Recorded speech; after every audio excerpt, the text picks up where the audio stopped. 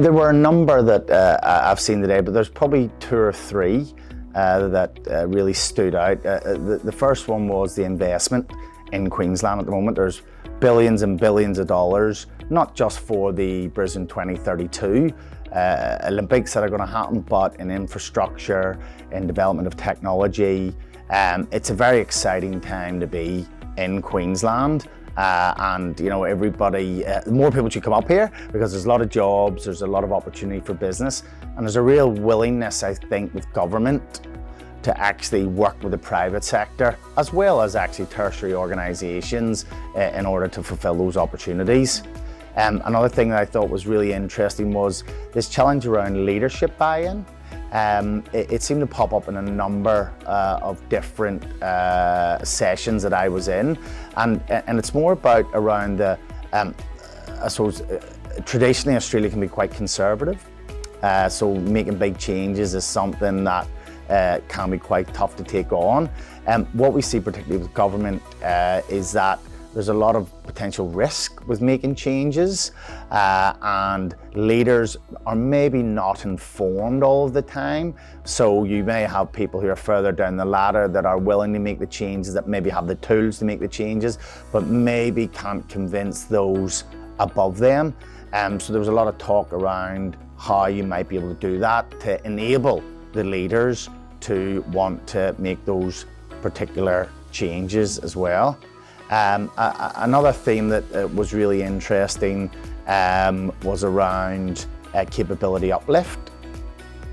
So I've just talked there about you know, people further down the ladder helping the senior leadership make changes, but it sort of was pointed out that we have a certain amount of people here. It's going to grow, but not at the speed that we need it to. And the best way to make the most of the opportunities is to uplift skills or capability uplift. And again, there was a common theme with many different people across different sessions and different agencies within the government talking about we need to uplift capability.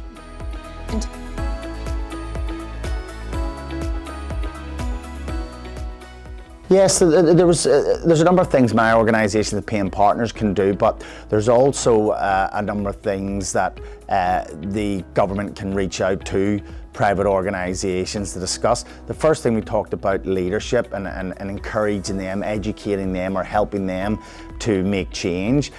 Paying Partners and some of our competitors, we offer courses and training into what we call executive sponsorship or sponsorship masterclasses.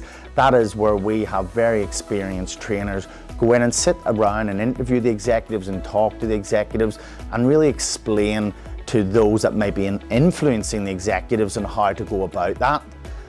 You know, it's been very valuable with some organisations that we've worked with Optus, for instance, have gone through that process as well. So really educating the executives. Another way for capability uplift at a level further down is again through training, through advisory purposes as well. Again, the number of people, while it is growing, there's still not enough. So it's giving those people within an organisation more training, giving them more tools, giving them access to IP that they might not necessarily get internally. Again, organisations like Paying Partners, particularly around project management, change management, or agile ways of working, we can help people upskill, uplift their capability, and then be able to actually give more back to their organisation.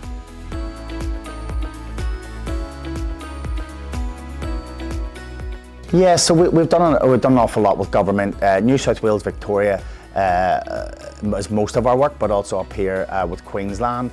We'll work with Sunwater, we'll work with QIC.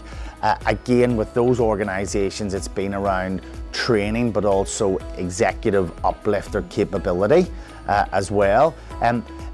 It's, I guess, with a lot of those organisations, it helps, and I heard from one of the executive directors yesterday afternoon, is educating them or helping them to buy from the partners, because sometimes they may not have bought for a number of years or so while we're selling all the time, selling our services and solutions. It's helping them buy. So it could be starting with a small piece of work to start with, so it's not a big capital or big operating expense. It could be a small piece of work to build trust, because trust was a huge theme as well. There are a number of huge themes. So I think what I've heard and what I know is if partners can actually start potentially small with the government, and they've asked this as well, and deliver a good service and build that trust, then I think it can lead to more effective partnerships. So there is a real willingness as well from the Queensland government. I can sense that.